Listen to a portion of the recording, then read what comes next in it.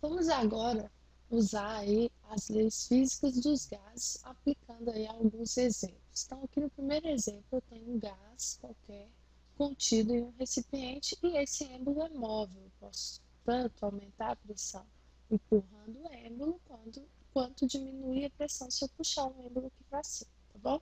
Eu tenho aqui alguns dados. O volume, na primeira situação, na situação inicial, é igual a 10 litros. Ah, eu coloquei o gás, é o oxigênio. E a pressão 1 é de 1 atm. O exercício nos diz o seguinte, que nós vamos empurrar aqui o êmbolo, aumentando a pressão até 2 atm. Porém, a temperatura deve ser mantida constante. Qual o volume final desse gás? Pela equação geral dos gases, PV, P1, V1 sobre T1 igual a P2, V2 sobre T2, nós podemos relacionar, então, a pressão e o volume para descobrir aí qual vai ser o volume ocupado na segunda situação. A temperatura será constante, então T1 é igual a T2, nós não precisamos colocar a temperatura. Então, vamos calcular. P1, V1 é igual a P2, V2. Agora é só substituir. P1 é igual a 1 atm. O volume 1 é igual a 10 litros. É igual a pressão 2, 2 atm, vezes o volume 2, que é o que eu não sei, que é o que eu quero encontrar. Se vocês resolverem aí, o volume 2 será igual a 5 litros de O2.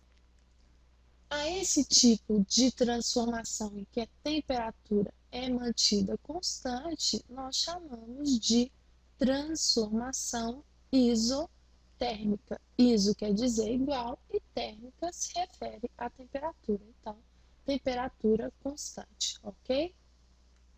E também eu quero frisar que quando acontece esse tipo de transformação, tanto a isotérmica quanto a isobárica e também a isométrica ou isocórica, a massa também tem que ser mantida constante. Então, aqui, ó, eu não alterei a massa do gás, eu não alterei o número de partículas, ok? Vamos seguir agora para o segundo exemplo. Aqui no segundo exemplo, nós temos aqui uma massa de hidrogênio e também um êmbolo móvel. Na condição inicial, a temperatura aqui é de 27 graus Celsius e o volume ocupado pelo gás é de 3 litros. Eles querem saber o seguinte, para que a temperatura seja mantida, a pressão, desculpe, seja mantida constante, qual será a temperatura final para que o gás ocupe um volume aí de 4 litros? Então, o gás vai ocupar um volume de 4 litros, mas a pressão terá que ser mantida constante. Então, vamos de novo para a equação geral dos gases. É sempre legal escrever a equação, porque aí vocês memorizam mais facilmente, tá? Então, se a pressão vai ser constante, nós não vamos usar a pressão. Então, o que nós vamos usar é que o volume 1 sobre a temperatura 1 terá que ser igual ao volume 2 sobre a temperatura 2. Substituindo, o volume 1 é igual a 3 litros de hidrogênio. A temperatura tem que ser dada em Kelvin. Então, eu vou somar aqui o 27 graus mais 273 graus, tá? Mais 273. O volume 2, nós sabemos, é 4 litros e a temperatura 2 é o que nós queremos descobrir.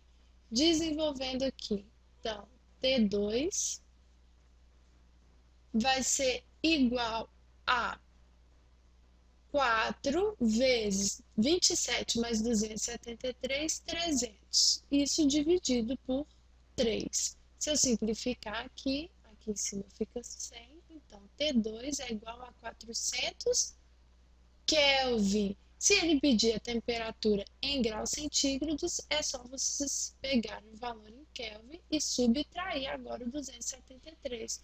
Vocês vão encontrar 127 graus centígrados, ok? Espero que vocês tenham compreendido. Ah, só para finalizar, Quando a pressão fica constante, nós temos então uma transformação que é isobárica. Na próxima aula, nós vamos ver um exemplo em que a transformação será isocórica, o volume vai permanecer constante. Um abraço.